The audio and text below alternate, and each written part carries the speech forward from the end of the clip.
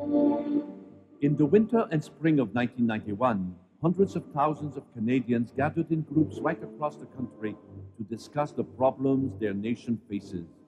Their dialogue began in frustration, but ended in hope.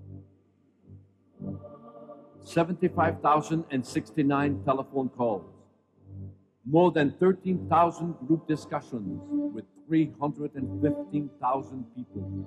I think if ever there was a time, if you cared about Canada, now's the time to stand up and be counted. 10,056 letters, briefs, and individual response forms. All in all, some 400,000 participants. We are being treated like a bunch of dummies, and we're darn tired of it.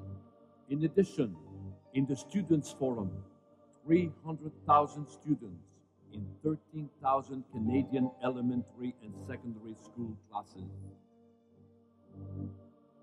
It all began last November, when the federal government, in response to a national mood of growing discontent, distrust, confusion, and frustration, created a commission to deal with it. Okay, we had forums in community halls, correctional institutions, farm kitchens, dans une multitude d'endroits, dans les clubs de l'âge d'or, multicultural centers, band halls, dans des salles de cours de cégep et d'université, Association for Street Kid offices, one in an art gallery, churches, basements, dans les salles de conseil d'administration des caisses populaires, village stores, comme le train, even in cafes. Anywhere we can get it, we had it. A lot of people came into these with a great deal of skepticism about the process.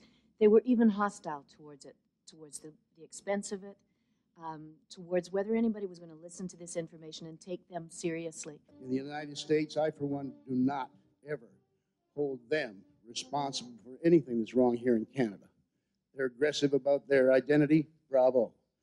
Maybe we ought to be about ours. Do you know, people outside Canada, I'm the first generation Canadian, they feel that we have got such a wonderful country and we are trying to break it up. But sometimes the definition of what a Canadian is the issue. We really don't know. We're so busy trying to promote multiculturalism.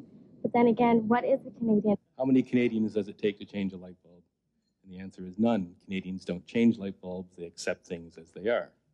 We're sorry, Quebec, and we definitely don't want you to go, but if this indeed is your destiny and you have to go, then go. Some people went as far as to say, you know, the old let the bastards go. Je me dis que si le Canada veut garder le Canada tel qu'il est, avec les Québécois heureux à l'intérieur du Canada, il y a un prix à payer. Sinon, laissez-nous partir en paix. Animals have numbers, birds have numbers, so do Aboriginal people. We have numbers too, and they also have them in the penal institutions. They have numbers too. And we have little cubicles that we live in. This is all legislated and donated by the federal government. One of the ways to start bargaining is to go back 150 years, calculate the amount of money that we spent on each tribe, add the interest, and say, okay, this is your national debt to us. You didn't have nothing. We showed you how to live here, how to hunt, how to live in this place. Yeah, that's right. And then you turn around, you're going to discuss how you're going to do this? Separate Quebec from Ontario? Fine, separate. But the landlords are coming to collect. You're going to pay first. Land claims. Every resource that you've taken, you're going to pay for it.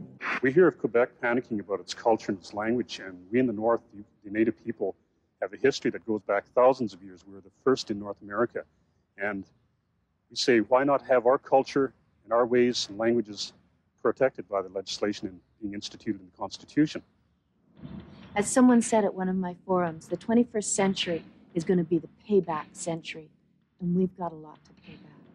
Environmentally, to our Aboriginal peoples.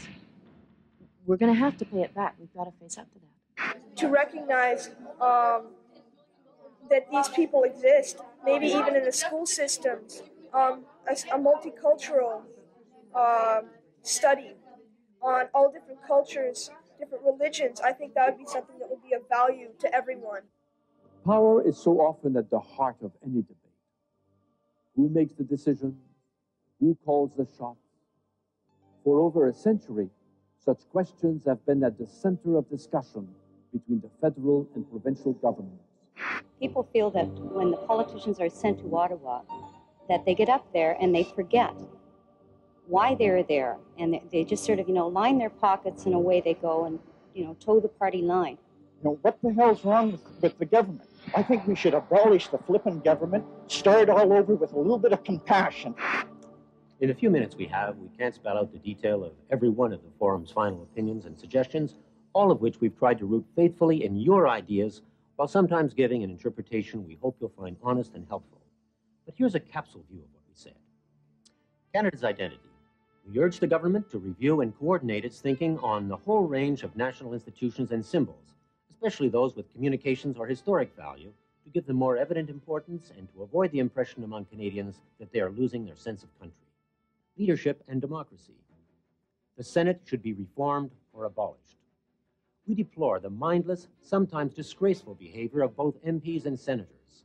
Politicians should work in a less adversarial and partisan manner, maybe more free votes, and shorter sessions so that MPs can spend more time with constituents. The government should seriously consider the whole menu of ideas citizens have proposed to make a better democracy. Finally, the government and all politicians should consider using some of the Citizens Forum consultative techniques to give citizens more influence over their democracy.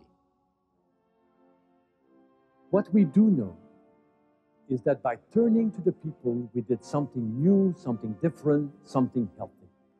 Perhaps, ladies and gentlemen, we are at the beginning of a new way of listening to each other, of respecting one another, and of making ourselves